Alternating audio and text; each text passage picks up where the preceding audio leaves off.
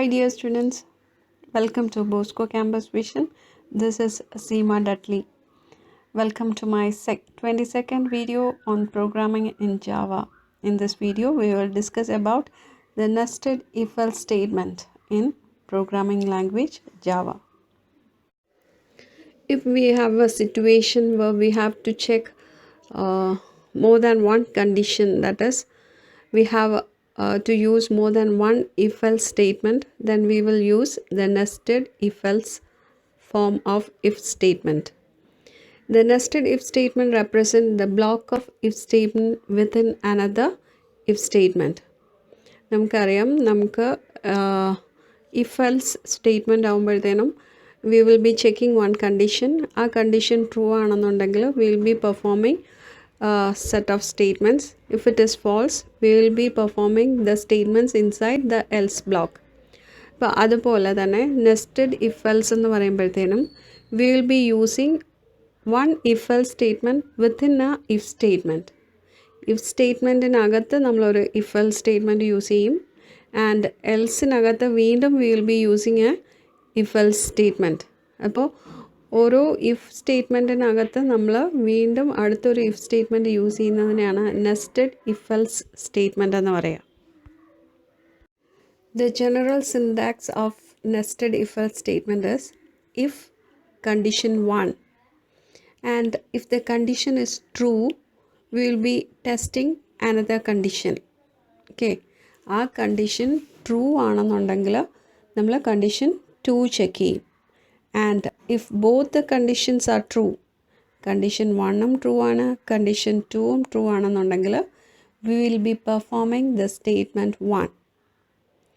Okay, ഇനി if the condition 1 is true and condition 2 is false, condition 1 true ആണ്, 2 false ആണെന്നുണ്ടെങ്കിൽ we will be performing the set of statement 2. Okay, and next എടുക്കുക, that is test condition 1 false ആണെന്നുണ്ടെങ്കിൽ നമ്മൾ എൽസിനകത്ത് വന്നിട്ട് statement 3 execute ചെയ്യും. മനസ്സിലാവുന്നുണ്ടോ? Test condition 1 true ആണെന്നുണ്ടെങ്കിൽ will be testing the condition 2. ഇനി ടെസ്റ്റ് കണ്ടീഷൻ 1 ട്രൂ ആണ്, ടെസ്റ്റ് കണ്ടീഷൻ 2 ട്രൂ ആണെന്നുണ്ടെങ്കിൽ will be performing the statement 1. ഇനി ടെസ്റ്റ് കണ്ടീഷൻ 1 ട്രൂ ആണ്, ടെസ്റ്റ് കണ്ടീഷൻ 2 ഫോൾസ് ആണെന്നുണ്ടെങ്കിൽ നമ്മൾ സ്റ്റേറ്റ്മെൻറ്റ് 2 എക്സിക്യൂട്ട് ചെയ്യും. ഇനി ടെസ്റ്റ് കണ്ടീഷൻ 1 ഫോൾസ് ആണെന്നുണ്ടെങ്കിൽ നമ്മൾ സ്റ്റേറ്റ്മെൻറ്റ് 3 എക്സിക്യൂട്ട് ചെയ്യും.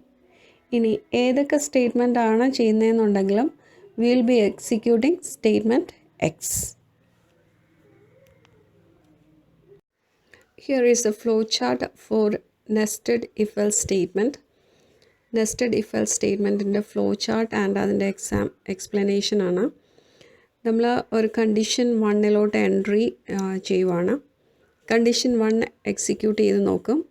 കണ്ടീഷൻ 1 ട്രൂ ആണെന്നുണ്ടെങ്കിൽ നമ്മൾ കണ്ടീഷൻ 2 എക്സിക്യൂട്ട് ചെയ്യും.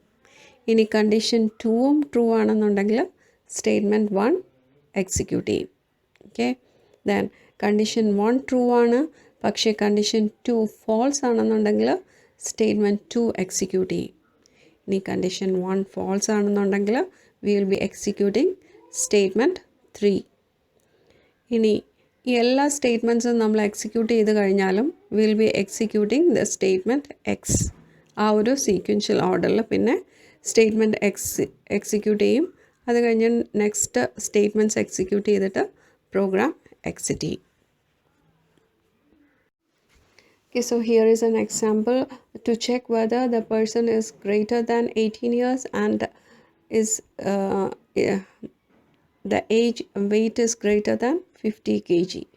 ഇപ്പോൾ ഏജ് 18 ഇയേഴ്സിൽ കൂടുതലുണ്ട്, വെയ്റ്റ് 50 kg കൂടുതലുണ്ടെന്ന് ചെക്ക് ചെയ്യാൻ വേണ്ടിയിട്ടുള്ള പ്രോഗ്രാമാണിത്.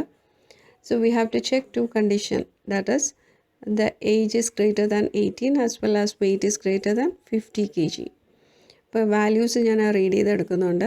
ഇതിനകത്ത് വാല്യൂസ് റീഡ് ചെയ്തെടുക്കാൻ യൂസ് ചെയ്യുന്നത് സ്കാനർ ക്ലാസ് ആണ്. So the header file to support the scanner class is import java.utility.scanner. Then the public class എഴുതിയിട്ടുണ്ട്, that is public class EG1. EG1 എന്ന് പറയുന്നത് ക്ലാസ് നെയിമാണ്. Public static void main and the string variable string square bracket args. Then I have created the object of the scanner class, that is scanner space in is equal to new scanner of system.in. Then user friendly ആക്കുന്നതിന് വേണ്ടിയിട്ട് system.out.println enter age and weight. Then ഏജും വെയ്റ്റും read ചെയ്തെടുത്തതിന് ശേഷം ഞാൻ condition check ചെയ്ത് നോക്കുകയാണ്. If age is greater than or equal to 18 and if weight is greater than 50, then system.out.println you are eligible to donate blood. ഇനി അല്ലാന്നുണ്ടെങ്കിൽ അപ്പോൾ ഈ കണ്ടീഷൻ എങ്ങനെയാണ് വർക്ക് ചെയ്യുന്നത്? First age greater than 18 true ആണെന്നുണ്ടെങ്കിൽ മാത്രമേ സെക്കൻഡ് കണ്ടീഷൻ ടെസ്റ്റ് ചെയ്യത്തുള്ളൂ. If the condition is false, that is ആദ്യത്തെ age is greater than or equal to 18 എന്ന് പറയുന്ന കണ്ടീഷൻ ഫോൾസ് ആയിക്കഴിഞ്ഞാൽ ഈ സ്റ്റേറ്റ്മെൻറ്റ് എക്സിക്യൂട്ട് ചെയ്യുന്നത് എൽസ് പാർട്ടിനകത്തുള്ള സ്റ്റേറ്റ്മെൻ്റ് ആയിരിക്കും. ഓക്കെ, അപ്പോൾ ഈ കണ്ടീഷൻ ട്രൂ ആയിക്കഴിഞ്ഞാൽ it will be testing the second condition if weight is greater than 50. ഇനി രണ്ട് കണ്ടീഷനും ട്രൂ ആണെന്നുണ്ടെങ്കിൽ എന്തായിരിക്കും പ്രിൻ്റ് ചെയ്ത് കാണിക്കുക? You are eligible to donate blood. ഇനി ഫസ്റ്റ് കണ്ടീഷൻ ട്രൂ ആണ്, സെക്കൻഡ് കണ്ടീഷൻ ഫോൾസ് ആണെന്നുണ്ടെങ്കിൽ എന്താ പ്രിൻ്റ് ചെയ്ത് കാണിക്കുക? You are not eligible to donate blood. ഇനി ഫസ്റ്റ് കണ്ടീഷൻ തന്നെ ഫോൾസ് ആയി കഴിഞ്ഞാൽ സെക്കൻഡ് കണ്ടീഷൻ ഒന്നും ചെയ്യില്ല. ഇഫിനകത്തുള്ള ഒന്നും ചെയ്യാതെ തന്നെ ഡയറക്റ്റ് എൽസ് പാർട്ടിനകത്ത് വന്നിട്ട് പ്രിൻ്റ് ചെയ്ത് കാണിക്കും age must be greater than 18. Okay, this is A working of nested if else statement. So an assignment question connected with this topic is find the largest of three numbers using nested if-else statement. Okay, write the question and answers in your notebook and forward the pictures to the mail ID given to you. Thank you.